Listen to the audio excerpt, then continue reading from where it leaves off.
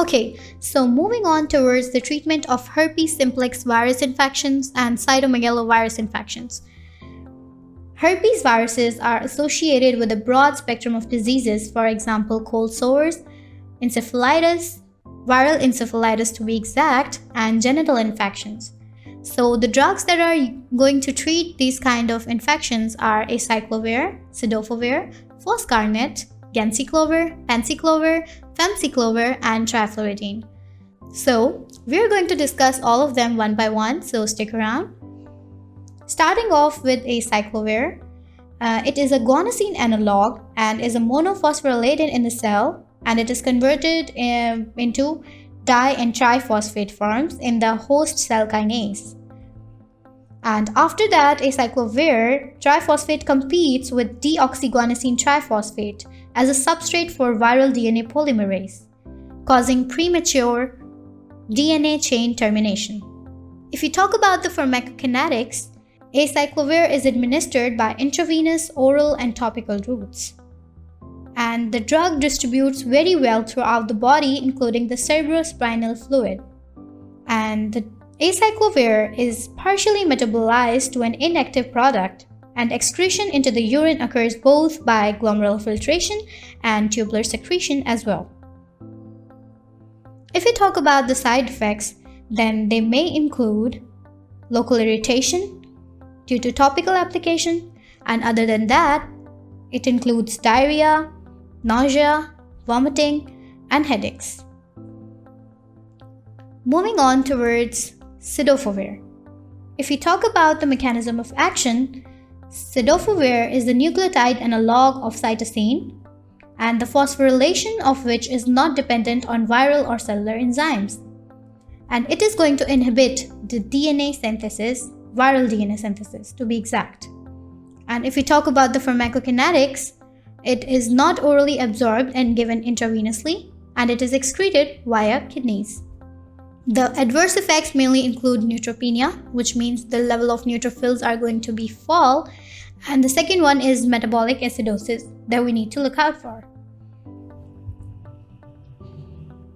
If we talk about foscarnet, then unlike most antiviral agents, foscarnet is not a purine or pyrimidine analog. Instead, it is a phosphonoformate analog and does not require activation by viral or cellular kinase. And it is used most commonly in herpes simplex virus kind of infections. Foscarnet works by reversibly inhibiting viral DNA and RNA.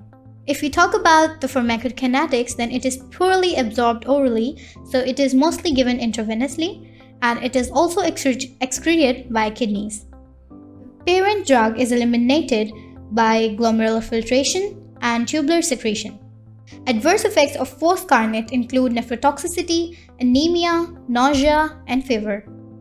Due to chelation with divalent cations, hypocalcemia and hypomagnesemia may also follow, but seizures have also been reported related to the adverse effects of foscarnet. So let's head towards ganciclovir. Ganciclovir is more like acyclovir, and its mechanism of action is also related to acyclovir, which is the activation through conversion to the nucleotide triphosphate by viral and cellular enzymes. And ultimately, it's going to lead towards the premature DNA chain termination. If you talk about the pharmacokinetics, then it is poorly absorbed orally and always given intravenously, and it is also well distributed into cerebrospinal fluid, and the elimination is via kidneys, and the elimination also occurs in tubular secretion and glomerular filtration.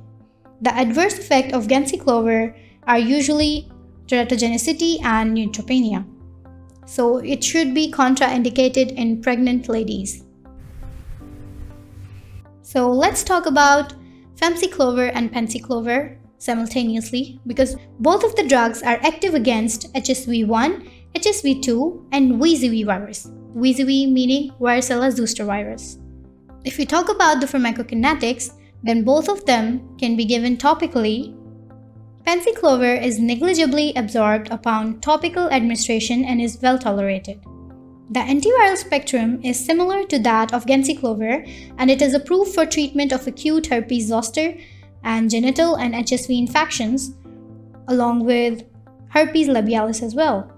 The adverse effects include headache and nausea in both of the drugs. Lastly, talking about trifluridine, which is a fluorinated pyrimidine nucleoside analog that is structurally similar to thymidine.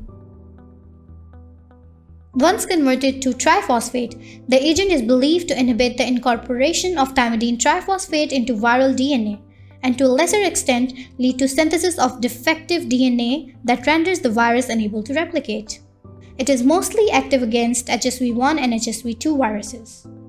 If we talk about the pharmacokinetics, then it is also applied topically, and the adverse effects include the irritation in the eye and edema.